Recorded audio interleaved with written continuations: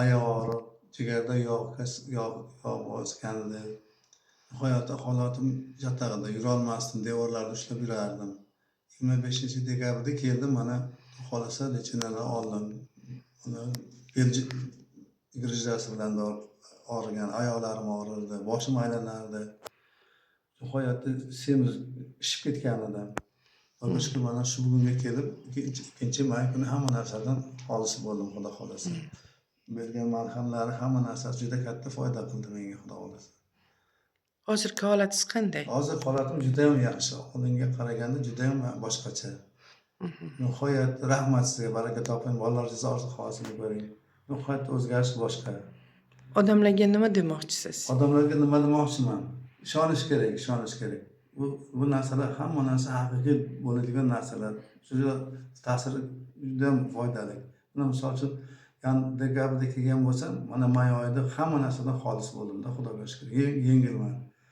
Shu devorlarni ushlab yurganman. 2 oy yomon qattiq kasal bo'lganman.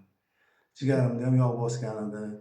Nihoyatda vaznim ham juda katta, qorinlar shishib ketgan edi. Shu rahimga rahmat, baraka topsinlar, bolalarni hozir ko'rsinlar, Xudo xohlasa. Juda katta litseyda katta yaxshi bo'ldim. Xudo xohlasa. Bekobod shahrida Muxtor Ashir ko'chasida o'tiraman.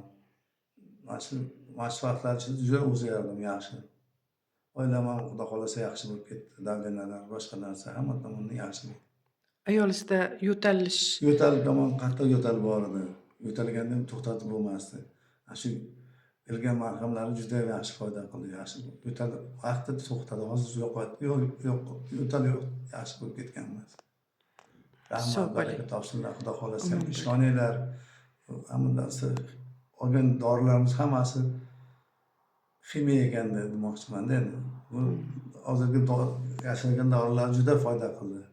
tabiiy bo'lgani uchun. Tabiiy uchun, o'tlardan bo'lgani uchun, uni belga surkadigan nima juda ham foydasi katta biladi. Savolim bor sizga. Mana hozir siz ko'p yillar o'sha aptekadan, doktorlardan davolangansiz. Men doktorlarni hurmat qilaman. Vaqtinchalik narsa ekanda bu narsalar. Vaqtinchalik. 10 kun, 15 kunga yaxshi bo'lib qolasiz, yana o'sha ahvol. Bu bo'lgan gapni gapirish kerak-da. Tanam yengillandi men. Esam yo'qotdim. Hamma narsa yaxshi. Boshda ham og'riqlar bor edi. Asab yaxshi emasdi, asabim yaxshi bo'ldi. Juda ham yaxshi narsa ekan. Rahmat opamga, Xudo xohlasa. Sog' bo'ling, omon bo'ling, kasal bo'lmang.